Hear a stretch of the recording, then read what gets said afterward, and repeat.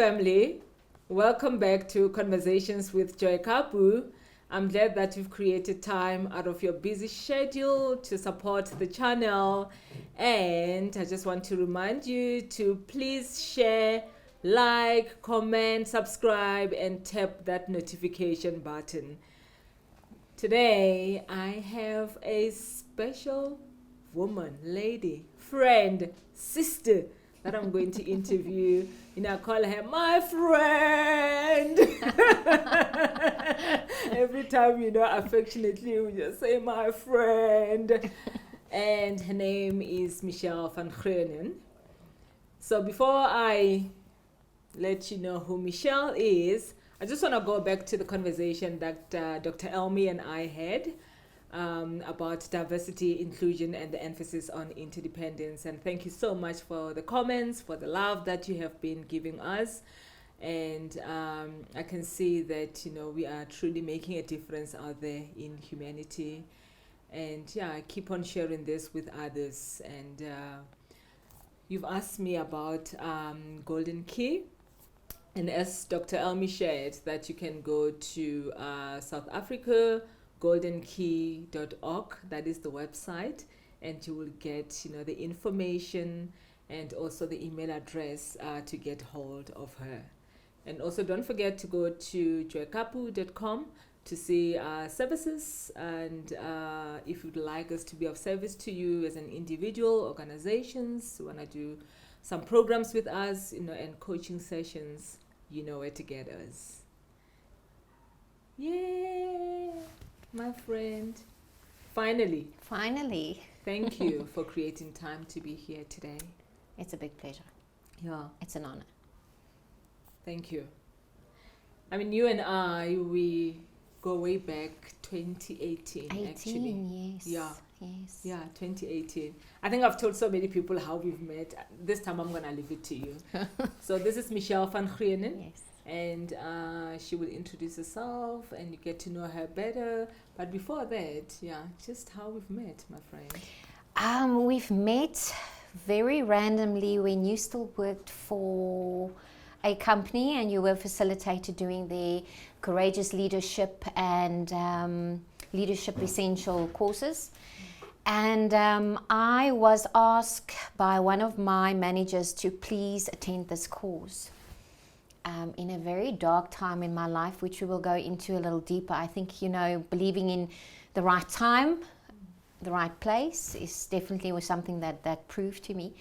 And I think during that course, you challenged me a lot, shook my foundations a little bit, but we connected on a deeper level. Yes, we connected on a experience level, on an emotional level, and it just started. We started a journey in my own company where I currently am working as a human resources manager, and doing wonderful work.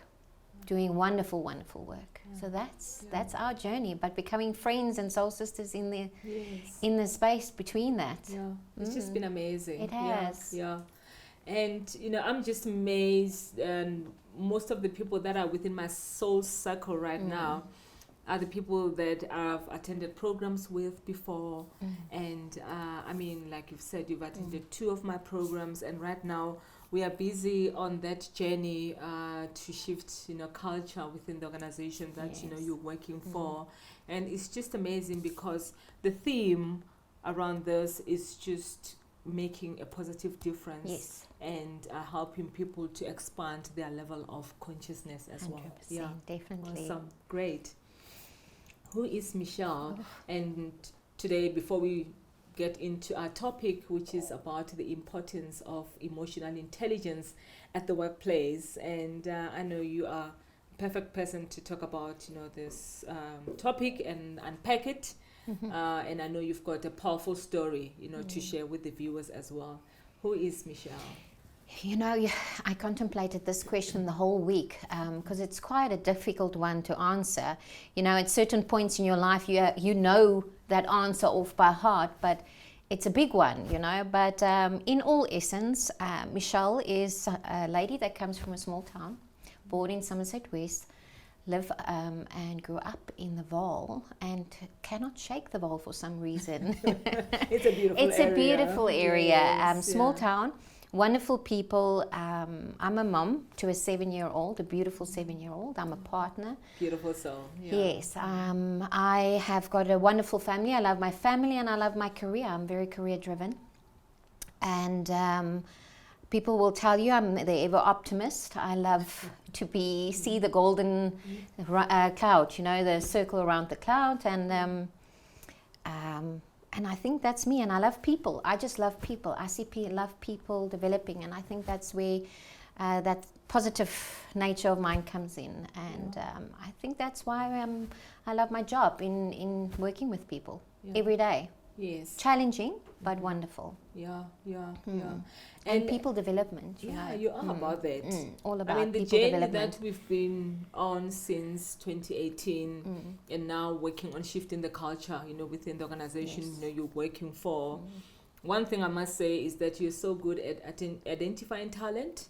And those people that are like quiet, in their little corner doing their own thing. I love them blossoming. Yes, and you've managed to select those individuals to actually be part of the leadership development program that we're busy within the organization. Yes. And it's just amazing that when they come, they're like the caterpillars, and then they're just in their little And that last session. cocoons. And the last session, when they do the final presentation, is like this butterflies, right? 100%. Yeah. And I think that's what I love about my job currently is experiencing that with people. I went through that same process where I experienced it. So I think it's lovely and magnificent to see other people go through that journey too, because you can see the value it had in your own space. To have that for somebody else as well is just absolutely wonderful to see. Awesome. Great. Thank you. Yeah.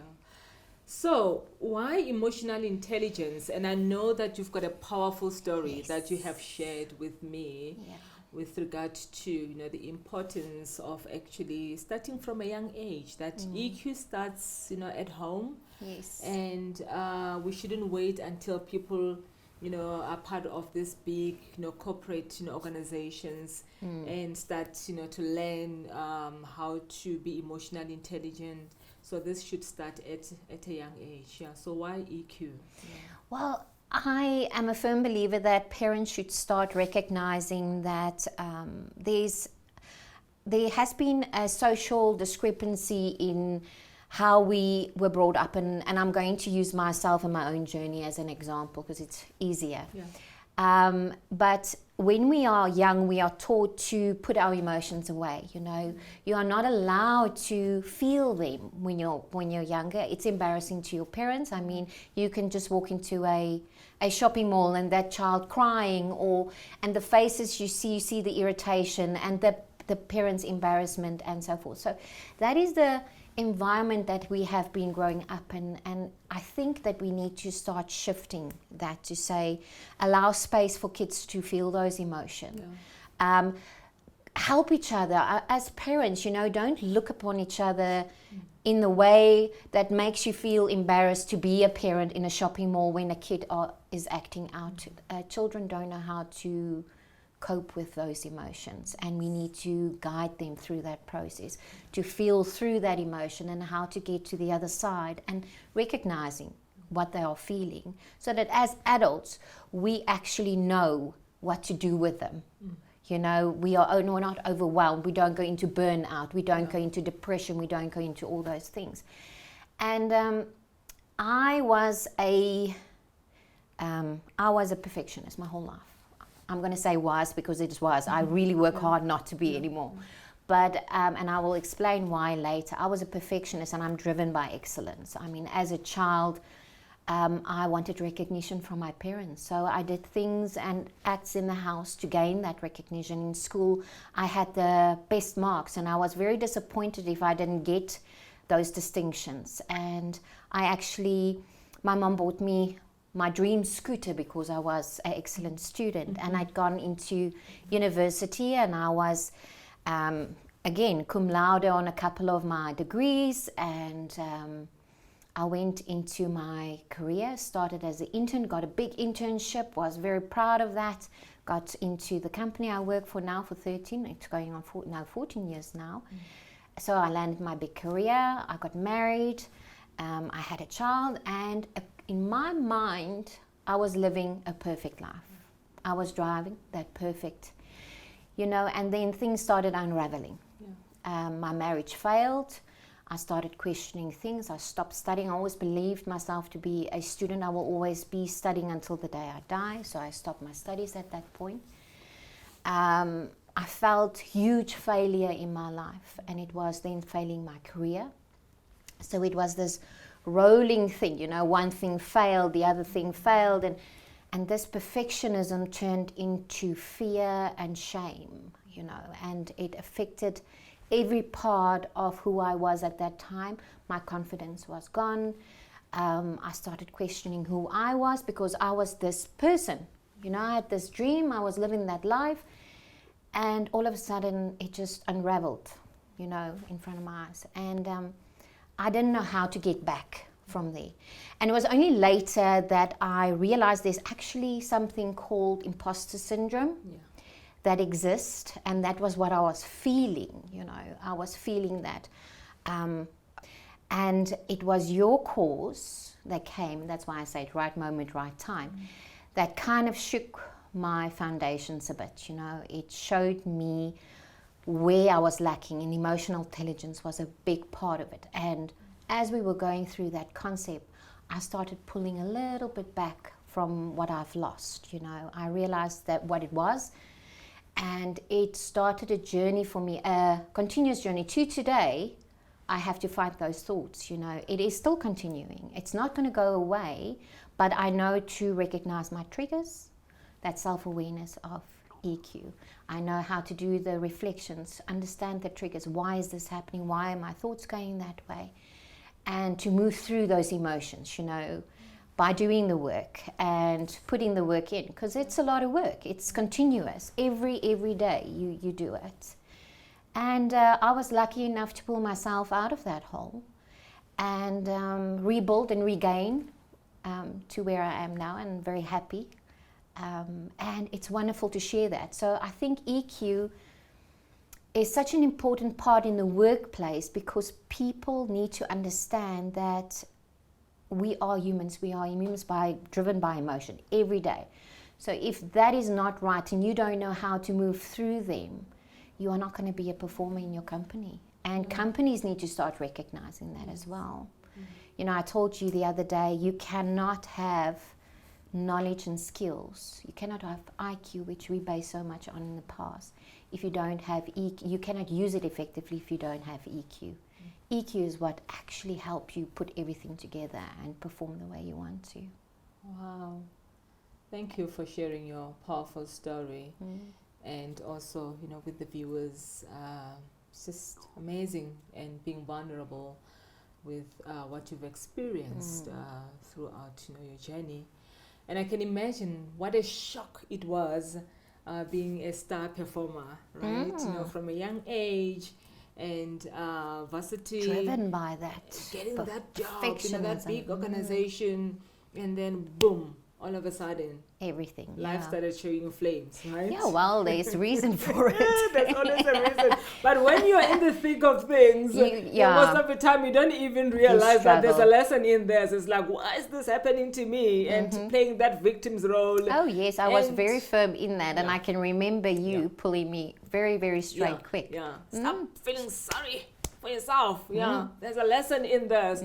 But again, I mean, reality, it is a journey. When you're in the thick of things, and when you haven't yet worked on yourself, like you said, you had to do work on slowly yourself. And I still do it, examples thereof today is very challenging to me as well. And I have a partner that helps me a lot with the physical exercise part, which is very good for motivation as well.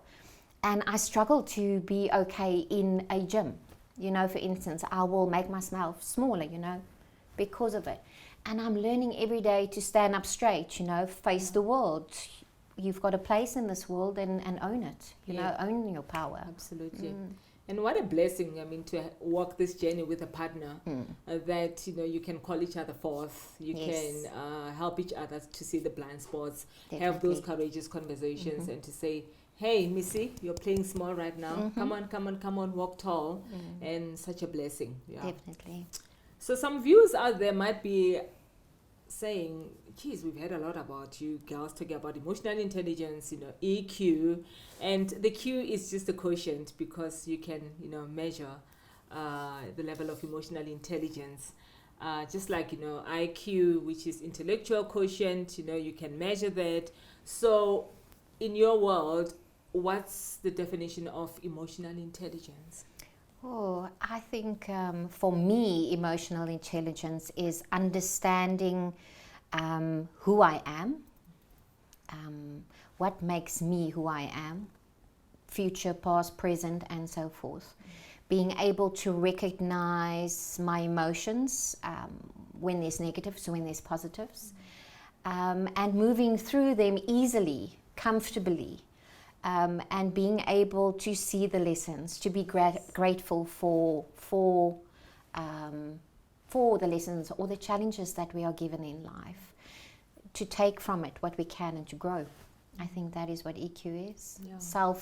Self-awareness, self-reflection, you know, motivating yourself. And then obviously empathy plays a role. Empathetic not only towards other people. I think when people talk about empathy, they talk about being able to empathize with other people. But I think it's with yourself as well. Empathy, self-love. Yeah. It's the absolute key. Yeah, no, absolutely. No, thank you, for that definition. And I mean, looking at one of our favorite authors, you know, which is Daniel Goleman, who wrote a book called Emotional Intelligence and Why It Can Matter More Than IQ. And I mean, he defined the 5 elements of emotional intelligence, which is the self-awareness, which is what you've touched on with the definition, awareness of, you know, your emotions, you know, and also of others and how that plays a huge role in your life and also others, because it's self and others, right? And the self-regulation, which is the most challenging one, because you can be self-aware, but when you have to regulate and manage your emotions, so that is the most challenging one, and it's doable by being consistent, working on yourself.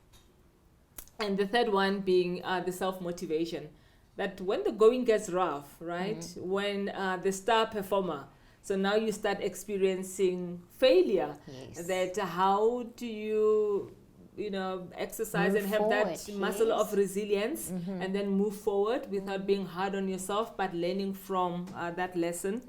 And like you've said, the social skills as well, you know, being empathy. But again, it starts with being empathic towards yourself. You know, you can't give what you don't have. And also the social skills, which is building, you know, relationships. So within the context, you know, of the workplace, you know, and we're talking about, you know, the baby boomers and now, you know, the millennials and entering the workplace, and you especially you're playing a huge role with the organization that you're working for as, you know, HR executive. That why is it important, you know, for EQ, you know, at the workplace? I first think we need to recognize that EQ is not a soft skill. You know, when we talk about HR, you wanted to say, I think you mentioned another word in your previous episodes, but they usually call it pink fluff, you know, the pink fluffy things. And EQ is not a soft skill. It's an essential skill in the workplace because it determines performance. Our ability to cope with day-to-day changes, challenges, which we are facing more and more of in South Africa. I think a lot of things were thrown with the experiences we had in the last 2 years, a lot of things, COVID, lockdowns, and so forth. There's a lot of things that changes our environment every day. So we need to make sure that our employees know how to work with that and then to be able to perform better. You know, it starts with people buying into the concept of it is an essential skill.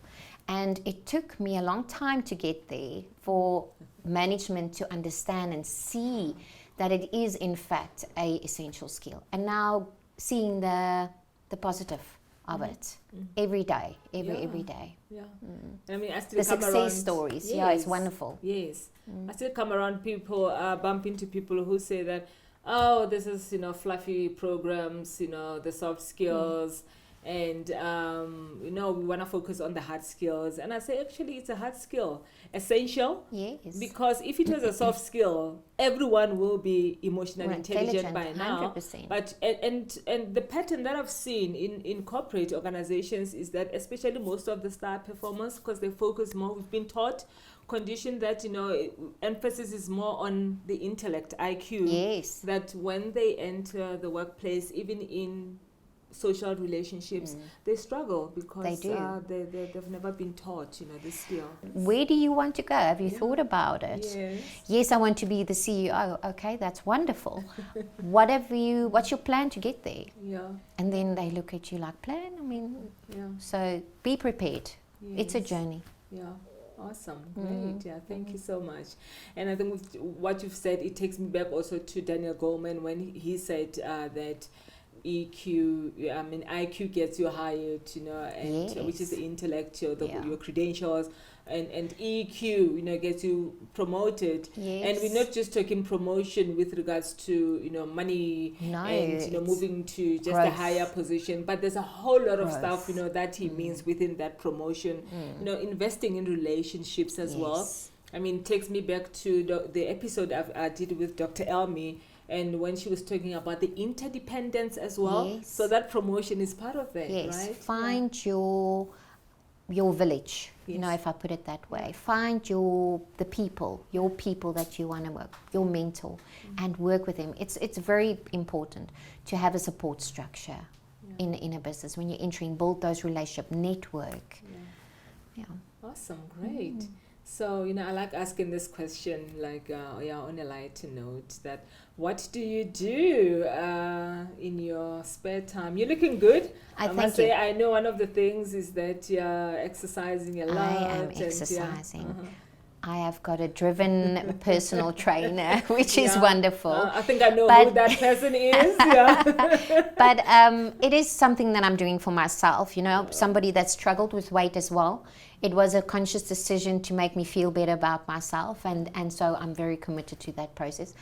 I also am a closet interior decorator, if I put it that way. I love interior decorating. And also reflects also on what you're wearing. Thank you. And I love creating a nice personal space. I'm a foodie, love food. I think we share that one.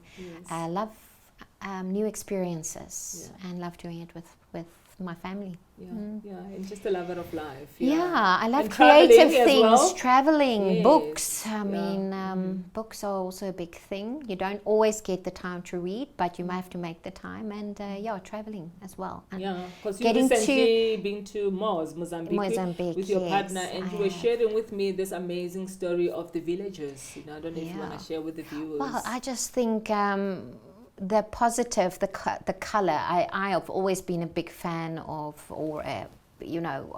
Mozambique and the culture and the people and the friendliness and the open arms, and it's just wonderful to see the world that they are living in poverty, and it's because of civil wars that rage that country, and they are still positive and friendly, and so excited if you're there to show you the best time that you can have in their little space that they can provide.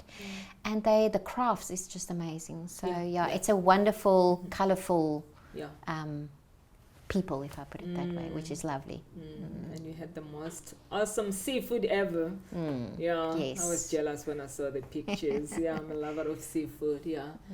Thank you so much for this meaningful interview, and I know that it's going to help a lot of people out there, and not just young professionals entering the workspace, but across sport, everyone, organizations, being a conscious parent, and just everyone across all walks of life, because emotional intelligence is something like what Michelle said, that we need to start practicing from home and make it an integral part of our lives, and not wait until we enter corporates, and that's when we start attending the 2 days emotional intelligence program, and then now it's like, oh, you're emotionally intelligent. It doesn't work, like that.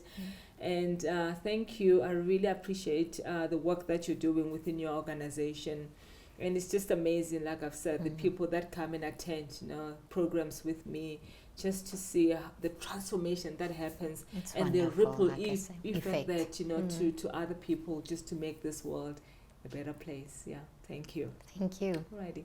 So it's a wrap for this week, and I'm just in that space, full of joy, and my heart is full when I look at the previous episodes that we've had, and also this one with Michelle, that they're just interwoven, and the interconnectedness, which is just amazing. It shows you that as a human species, what we are here to do. We might be doing different things, but we are also here to spread that love, that joy, and within our organizations, and not just only at home and with our friends, because we spend a lot of time at work, and we should create that psychological safety and that safe space at the workplace for people to thrive and be the best version of themselves.